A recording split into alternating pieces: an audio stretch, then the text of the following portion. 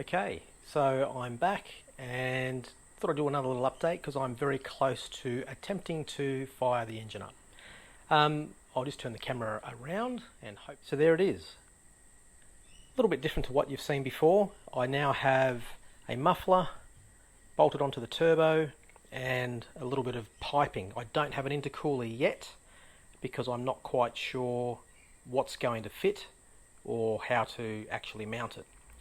So where we left last time was I'd pretty much done all the wiring and I had my laptop hooked up and I was testing all the sensors and everything was working great, and that's all good. What I've done now is I've gone the next step, which is to add a muffler. Now I put the muffler on there because even though I'm only going to be test running this in the garage, I didn't want it to be too loud. That's a Vibrant ultra quiet resonator, and it is a 3-inch in and out. That's where the where the O2 sensor has been mounted.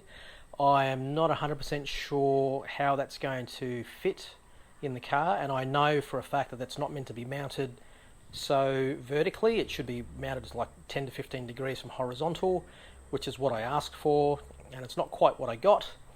But for the purposes of test running, I think this should be good enough. And then yeah, when it goes back into the car, I'll probably go and get a wideband bung added on the side there. In addition to mounting the turbo, one of the things I wanted to do was have a bracket made, which you can sort of see in there. I tried using the one from TurboCraft, which just doesn't work. It doesn't line up anywhere at all for me. So I bought some 5mm thick stainless steel and just had somebody weld it up for me. I ended up having to drill the holes and bend it to make it fit, but it works. I didn't do the welding on this, by the way. I cannot weld for garbage. I just cannot do it. But I did do some welding. What I did was I mounted this little clamp on a strap on the back, or a bracket or a brace, and then I welded up this 2-piece mild steel, which has been just painted with galvanized paint. So that little brace there, which sort of bolts to the original where the normal hanger bracket would bolt to on the engine carrier, and then I've just got one bolt here. So it is really, like, it's sturdy. It's not going anywhere. It won't vibrate. It won't move whatsoever. The engine tin at the back here is non-original to this car. It's one that I bought from, I don't know where I got it from, to be honest, but it had lots of cutouts and it had been broken and whatnot. So I welded in a little piece here, and then I had some friends. I cut out a piece, but I had somebody else weld that plate in for me. And what I've done is you can sort of see the angle here. Well, I hope you can see where I've.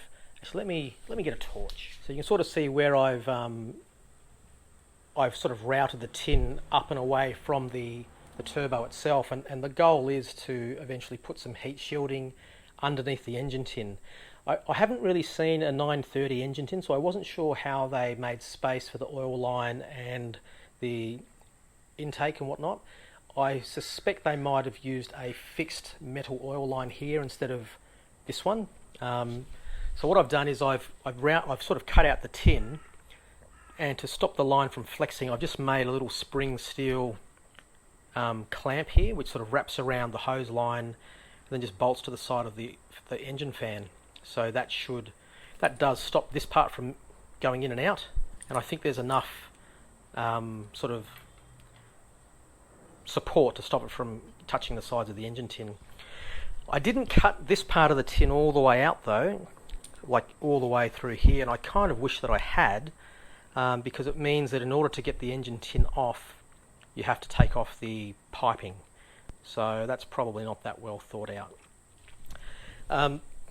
The piping itself, the intake piping, this is an eBay kit, so it's a 3-inch aluminium eBay kit with some clamps and some silicon joiners and whatnot.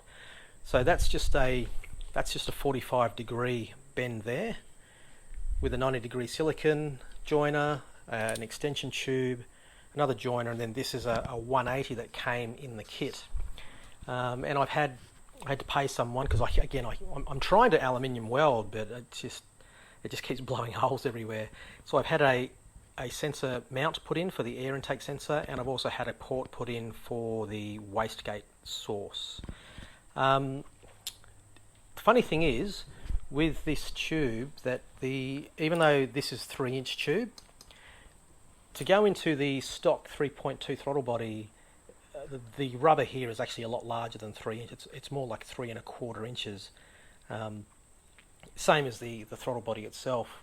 And finding 3¼ inch tube is near impossible, so I had to find a way of enlarging this tube here to actually fit snugly, so that there'd be less chance of leaks. And what I found was that you can buy a expander tool.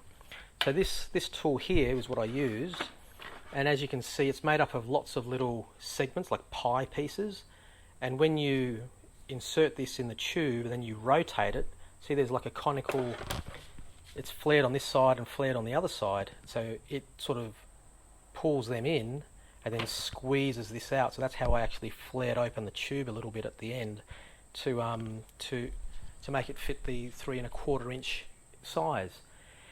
And of course I used a bandsaw to cut the pieces that I needed, so that means you have to put the what do you call those on the edge there? I had to put the seals, or the bead, so I had to roll a bead on the end of the tube there.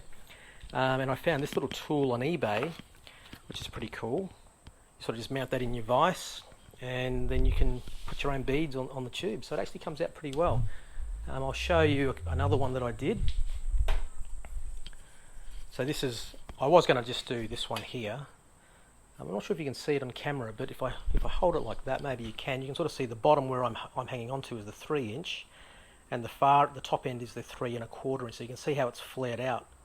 And those are the beads that I was able to sort of roll into it, which I think looks pretty good. So yeah, that should hold. So apart from that, I've also just plumbed in my, oh hang on, looks like there's a plane going overhead, so we'll have to edit that out.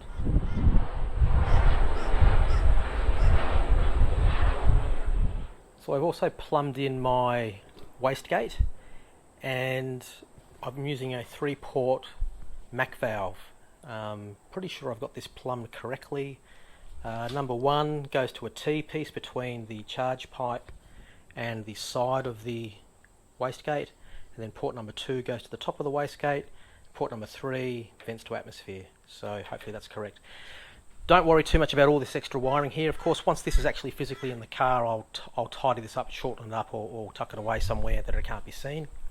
Yeah, so that's pretty much where I'm at right now. So we've talked about muffler, oil lines, engine tin, bracket, I won't say intercooler piping, intake pipe. And yeah, so we're ready to sort of put it on the test stand and sort of build up some oil pressure, and hopefully all will be good. So stay tuned. I'm hoping to get this up and running in the next couple of days.